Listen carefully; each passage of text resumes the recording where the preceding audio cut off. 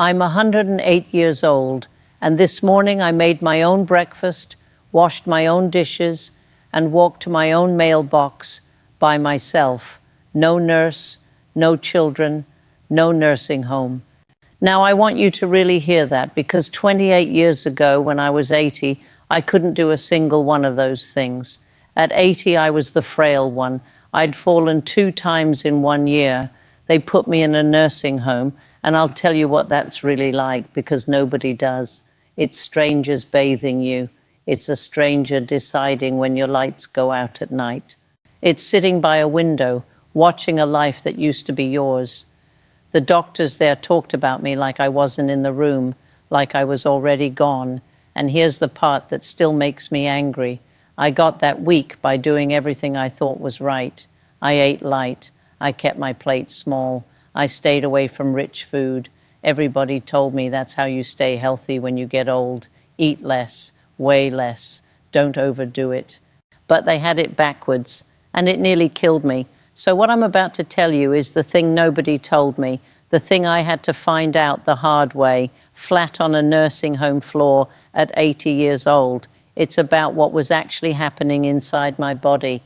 And it's about 5 things I started eating every single morning that brought my strength back when everyone had already written me off. Now I'm not a doctor.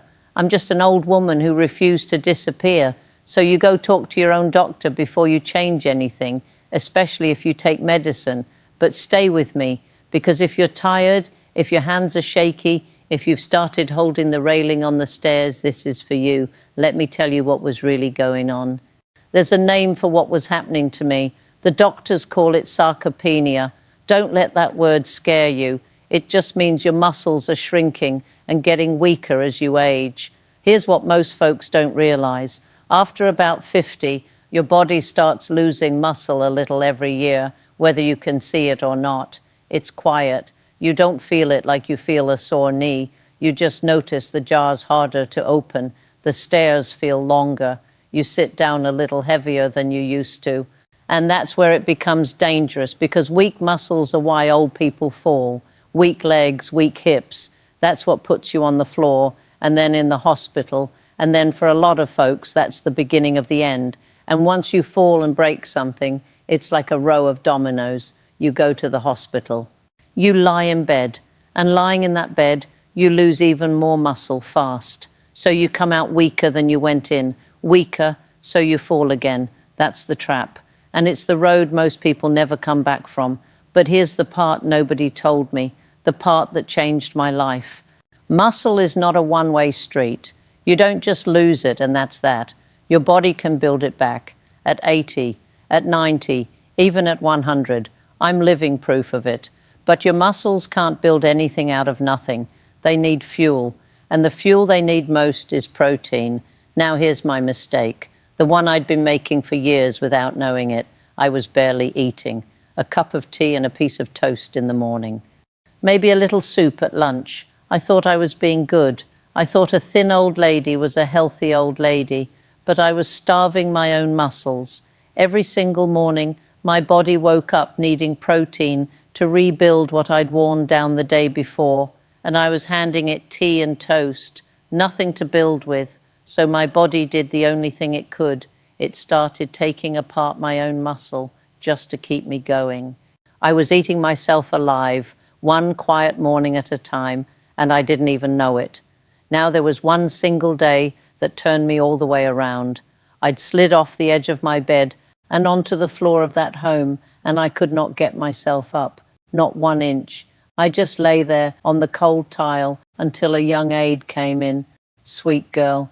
She lifted me up like I weighed nothing at all, and she patted my hand, and she said, "There you go, honey, we've got you." And I saw it in her eyes, pity, the kind you give to something that's already finished. And something deep in me just rose up and said, "No, no, not yet. I am not finished." And I decided right there on that floor that I was going to get strong enough to lift my own self up off the ground, if it was the last thing I ever did. That one decision is the only reason I'm sitting here talking to you today. So when I finally clawed my way out of that nursing home And I'll tell you exactly how that happened in a minute. I changed one thing first, my breakfast. 5 things, actually. And I want to give them to you right now, one by one, because every one of them is sitting in your grocery store today, and they cost almost nothing. But first, let me tell you why the morning matters so much, because this is the part most people miss completely. You've just gone all night without a single bite to eat. 8 hours, 9, 10. By the time you open your eyes, your muscles are starving. They've spent the whole night waiting for something, anything to rebuild with. So whatever you put in your mouth first thing in the morning matters more than anything else you'll eat all day long. Feed them right at the start, and you set the whole day up for repair. Feed them tea and toast like I did, and you've already lost the most important meal there is. Here's the first. Number 1, eggs. Plain old eggs. The very thing I'd been avoiding for 30 years because somebody somewhere scared me off them. Here's why eggs matter so much. An egg is what they call a complete protein. That just means it's got every single building block your muscles need, all in one little package, and your body can use almost all of it. There is barely a more perfect food on this earth for an old body trying to rebuild itself. And don't you dare throw out the yolk. That yellow part is where the good stuff lives, the vitamin D, the healthy fat. For years they told us the yolk was the enemy. It is not. It's the best part of the whole thing. So here's what I do every morning. 2 whole eggs, some mornings 3, scrambled soft in a little butter, so they're easy on old teeth. That's it. And I'll be honest with you, that first week I felt a little guilty eating them. 60 years of being told they'd clog up my heart, and there I sat, eating 2 a day on purpose. But within a couple of weeks I noticed something. I wasn't quite so wobbly getting up out of my chair, a tiny thing, but for me, it was the first crack of light I'd seen in years. The morning I started eating real eggs again was the morning my body finally had something to work with. It's the foundation. Everything else builds right on top of it. But eggs alone weren't enough, because there was a second thing I'd been getting completely backwards. And this one might surprise you, because I'll bet you're doing it too. Number 2, plain Greek yogurt. Now listen close, because here's where I went wrong for years. I always bought the fat-free kind, the diet kind. I thought I was doing myself a favor. I was robbing myself blind. Here's the thing. When they strip the fat out of yogurt or milk, they take out the very thing your body needs to soak up certain vitamins. Some vitamins only dissolve in fat, no fat, and they pass right through you, wasted. So that healthy, fat-free yogurt I was so proud of, it was carrying half its goodness straight out the door. So I switched. Plain, full-fat Greek yogurt. And here's why Greek, and not the regular kind. Greek yogurt is strained, so it's packed with about twice the protein of the regular stuff. 1 bowl, and you've handed your muscles a serious load of fuel. Here's how I eat it. A bowl of plain Greek yogurt, a handful of berries on top for a little sweetness, never sugar, never honey, and a spoonful of nuts. But I'll get to those. So that's 2 now, eggs and yogurt. But the third one is the one I fought the hardest, because it's the one almost everybody my age is the most afraid of. Number 3, avocado. And really what I mean is fat, good fat, the kind I spent my whole life running from like it was poison. Here's the lie I believed for 60 years. I thought fat made you fat and fat made you sick, so I cut it out of everything. Skinless, butterless, dry toast and watery soup. But your body needs fat. Your nerves are wrapped in it.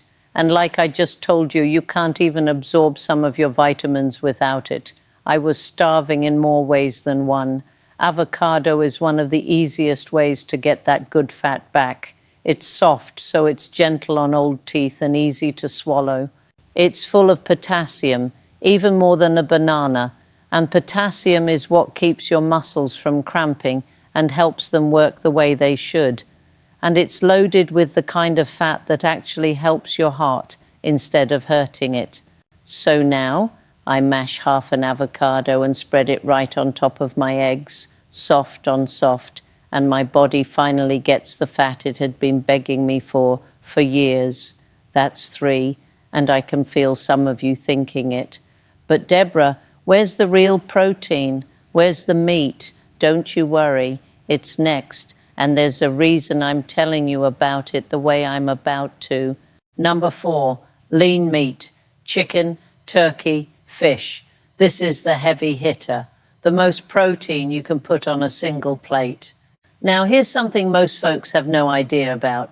As you get older, your body actually gets worse at using protein. It gets stubborn about it. So you need more protein than a young person does, not less. And most old people eat far, far less. They're too tired to cook it. Their teeth ache. So they skip the meat and they live on bread and tea, and then they wonder why they're fading away. Don't you skip it. Now, I'm not asking you to fry up a steak at 6 in the morning. I keep it simple. When I cook chicken or turkey for my supper, I make extra on purpose. The next morning, I chop a little of it up cold and stir it right into my eggs. Or I'll have a small piece of fish. Fish is gentle. It cooks in minutes, and it is some of the finest fuel there is for old muscle. A little meat first thing in the morning, when your body's been fasting all night, hungry and waiting, that's when it does the most good of all. So that's 4. And the last one is the smallest thing on this whole list. You could hold a whole day's worth in the palm of your hand, but it might be the one that surprised me the most. Number 5, nuts and seeds. A small handful, that's all. Almonds, walnuts, a few pumpkin seeds. Now, why on earth would something so small matter? Here's why. Nuts and seeds are quietly full of 2 minerals you've probably never thought about once in your whole life: magnesium and zinc. But your body uses them in hundreds of little jobs, and a whole lot of those jobs are about building and repairing muscle. Without them, the machinery just doesn't run right. And there's that good fat again, the kind that calms down the aches and the swelling, so your muscles can actually heal overnight while you sleep. So I keep a little jar of mixed nuts and seeds right there by the stove. A spoonful goes on my yogurt. A few get tossed in with everything else. It takes 2 seconds, so that's all 5. Eggs, Greek yogurt, avocado, lean meat or fish, nuts and seeds, every single morning without fail. But I made you a promise. I said I'd tell you how I actually got out of that nursing home, and here's where I have to be honest with you about something, because if I let you believe the food alone did it, I'd be lying to you, and I will not lie to you. If you want to completely avoid the crushing, suffocating misery of old age, you have to do one thing above all else. You must fiercely protect yourself from illness. Think about your life right now, while you still have your strength. When you are healthy, your mind is constantly crowded with 1,000 different desires. You want a bigger house, you want a nicer car, you want more money in your bank account, you want your family to visit more often. We all do this. We all take our physical health completely for granted while we chase after temporary things that do not actually matter in the grand scheme of survival. But the absolute second you get sick, all of those worldly desires vanish into thin air. When you are lying helpless in a hospital bed, listening to the steady beep of a heart monitor, you only want one single thing. You just want to be cured. You want your health back, and you absolutely do not care what it costs. You would gladly trade every dollar you have ever made just to stand up and walk out of that room without pain. But for the average person, there are 0 guarantees in this life. No doctor can look you in the eye and promise you that you will not get sick. Disease strikes without warning. Suppose one day you wake up and you simply cannot move. Suppose you become completely bedridden. You cannot feed yourself. You cannot bathe yourself. You cannot even take care of your most basic private human needs. What will happen to you then? You become a burden to your loved ones, trapped in a failing shell. Yet despite knowing all of this personally, I am not afraid of illness. I am not afraid of decay anymore. Why? because I finally realized the deepest truth about human health. Illness is 70% mental and only 30% physical. The mind fundamentally controls the body. Age and time are relentless thieves, and they will eventually ravage your physical form. They will wrinkle your skin, weaken your bones, and slow your steps. But absolutely nothing can touch your human spirit unless you give it permission to do so. Why? Is it because the spirit naturally gets stronger and wiser as we accumulate years? No, that is not it at all. The brutal truth is that the human spirit actually begins to decay after the age of 25. When we are young, our spirits are vibrant, but as we enter adulthood, the daily stress of life begins to chip away at that internal fire. The natural decay of the soul sets in. Only those who actively and intentionally cultivate their spirit can ever hope to preserve it, let alone actually develop it into something stronger. But I did not know this crucial fact. So what did I do? I lived my life from the age of 25 all the way to 80, just like everyone else. I allowed my spirit to gradually decay. I let the bitterness creep in, and after I turned 65, I started living with constant illness. By the time I was 80, I was lying in a hospital bed, barely clinging to life, and I honestly thought my story would end in quiet, agonizing suffering.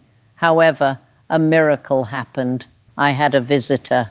It was an old high school friend I had not seen in over half a century.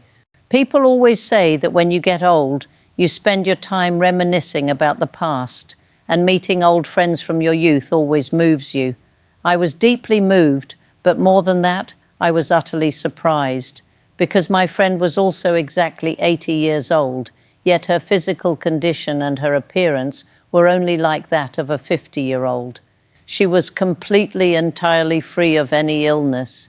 She moved with an effortless energy, forming a stark, almost unbelievable contrast to me, a frail woman who was lying in a hospital bed waiting for the end. I begged her to tell me her secret, and she sat down next to me and shared the truth. She explained that she achieved such incredible, radiant health, not through expensive medical treatments, but by practicing Falun Dafa.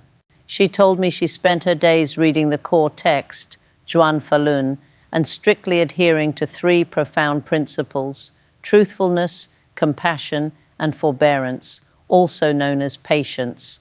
By living these principles, she was actively cultivating her mental state and cleansing her spirit of the negativity that makes us physically sick. And her practice did not stop at reading.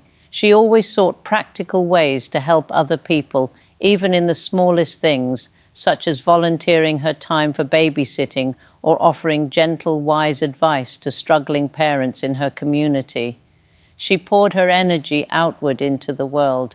Listening to her changed everything for me. It was the exact spark my decaying spirit desperately needed, and I decided right then and there to follow her path. I began practicing Falun Dafa myself. I focused entirely on my mind, my spirit, and those 3 guiding principles. Thanks to practicing Falun Dafa, I have been able to rebuild my internal world, and I have always maintained a positive, unshakable spirit ever since that day. When you heal the mind, the body has no choice but to follow.